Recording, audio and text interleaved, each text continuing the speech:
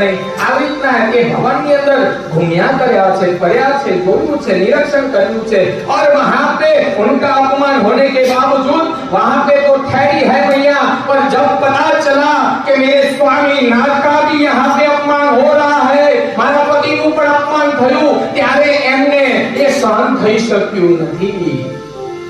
પોતાની પત્નીને પોતાનું પિયરમાં અપમાન થઈ જાય તો ચાલે, પણ જ્યારે જોડે આવ્યા હોય, મહેમાન જોડે આયા હોય, એનું પણ અપમાન ત્યાં થાય ત્યારે એ દીકરી સહન કરી શકતી નથી,